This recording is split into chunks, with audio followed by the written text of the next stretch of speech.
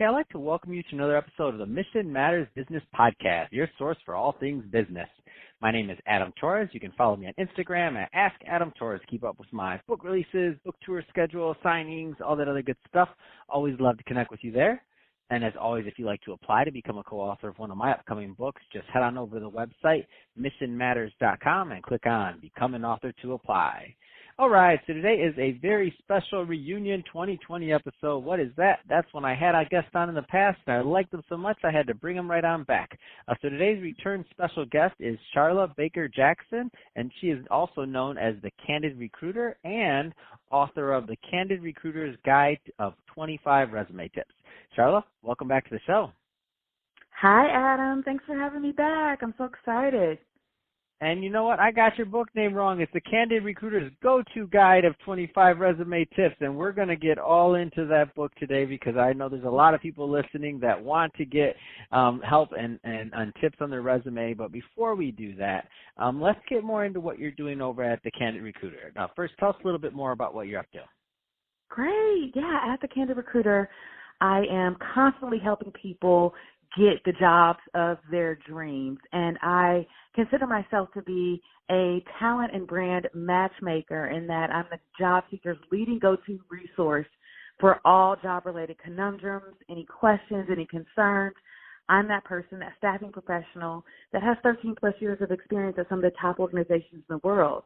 So my overall goal as the Candid Recruiter is to provide that honest career advice and to help people improve as professionals and be their professional best every step of the way. Any type of niches you specialize in or work with more than others? Just because I know there's some people listening and they're like, oh, well, am I the right type of person to call Charla? Yeah, I work with everyone. I've had so much experience across multiple industries. In the past 10 years, my industries have primarily, the industries that I've supported primarily have been entertainment, technology, and advertising, and ad tech. However, working in entertainment early on in my career at large studios gave me a lot of exposure to different departments. So I am well-versed in recruiting anyone from a production assistant to a senior level finance executive, and everything in between, from marketing to any type of creative, broadcasting, development, to engineering and all of the more technical and support business units. So I cover it all, Adam. I like it. Yeah, people in any area. Because we all have the same concerns. We all want success in whatever area our career may land us, may be, whatever direction we want to pursue. Our goals are often the same. We want to have a great resume that will get us in the door, that can get us the interview, and hopefully land us a great opportunity and a career that leads to more opportunity. I love it. Let's switch it up a bit. I want to get into this book. So the Candid Recruiter's Guide to the Candid Recruiter's Go-To Guide of 25 Resume Tips. So tell what was the inspiration for this? So the inspiration behind that is I see so many resumes of people that have such great potential, but they just don't get through the door because hiring managers are very judgmental. That's the first thing that I want to say. It's unfortunate, but it's a fact, right? As they should be, right? You don't want to hire. Right. You don't want to put a hiring. You're going to put out the person that hired the hiring manager. Like, you don't want somebody just letting anybody in. Yeah, no, but it's unfortunate that sometimes they only want to see what they want to see on paper. And so sometimes people make senseless mistakes that could keep them from getting their foot in the door. And it could be something so simple. One of the tips that I have is not to put, too much information about your residential location, right? Because for multiple reasons, and I elaborate and give multiple reasons in the book, but the main thing that I see is hiring managers think, oh, well, if they live a certain distance from the office, their commute may be too long. Well, I know from commuting myself that if they've applied to the job or they've expressed interest to the job, and they've expressed interest in the job, then they may want the job despite the commute, right? So it's not up to the hiring manager to make that determination that the commute may be too long. And so something as simple as that at the top of the resume could disqualify a candidate before they even get a call from a recruiter, because the hiring manager sees it and they decide that they don't want to move forward out of their own fear and judgments that the person would not be able to make it to work on time. Yeah. And I mean, I'm in LA, so anything, I feel like in LA, anything under an hour is like, okay, for most people. Yeah, So. I mean, we're used to it here in LA, but, you know, my mom at one point was traveling an hour and a half to get to her job every day, and she did it willingly, happily, and she's in the middle of Ohio, right? So it's not up to the hiring manager to make that determination, particularly if a candidate has expressed interest in the position. So I go into great detail there. I go into great detail. Obviously, there are 25 tips. I'll share another one. Obviously, one that we know that I'm sure you've heard before is the email address, making sure that it's appropriate and a first and last name is included. And there are many reasons for that. The obvious, I mean, you want it to be professional, but even more so than that, you want to make sure that a recruiter, if they lose track of your resume or, you know, they get sidetracked to doing something else, if they need to search in their Google inbox for it or in an applicant tracking system for it, they can type in your name and it will appear.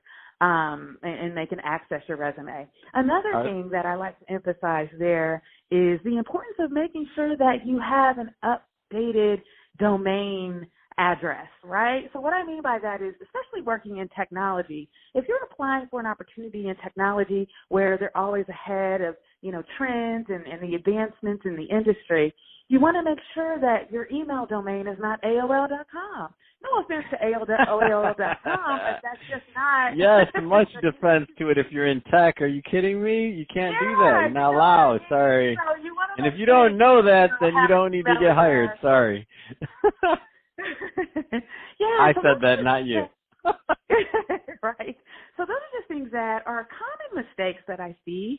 And, you know, I have a Yahoo account. I had one for a while, you know. It's the one I started with. But for my resume, I do use my Gmail account. And then sometimes what we see is people will utilize their own domain name, as, you know, if they have something set up on their own. So multiple tips like that. But I go into great detail and give a lot of examples of how people can make common mistakes that can easily be rectified if they get my ebook and see the proper way to format and make sure that they're touching on all the key areas of relevance so that a hiring team is interested and gets them in for an interview. Man, it makes so much sense. And some of these things are small, but if you think about it just like that checklist of 25 things, I mean, there's always going to be room for improvement in a lot of different areas. No, I love it. I mean, it's great. You put all these tips that you've been coaching and working with hundreds of clients through the years with, and put it in this book. So tell me, how can people get the book? Where can they download it? I mean, tell us a little bit more. Yeah, they can reach out to me through my website. It's www.candidrecruiter.com or Instagram. Instagram is great for me. I'm always engaging with people there, and that's at the Candid Recruiter on Instagram. You know, I like to add this. I have Candid there, so I always tell people it's there for a reason because I tell the truth, you know. It's not shy. It's not the shy recruiter. It's the Candid Recruiter.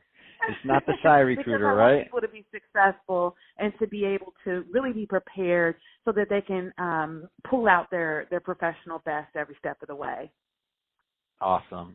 Final question, Charla. So, what are the plans for 2020 for the Candid Recruiter? Tell us more. Oh, I have big plans. I'm looking to do some really creative things in media. I am working on a second ebook for interview tips. So I'll have to come back on your show to talk about that once that's done.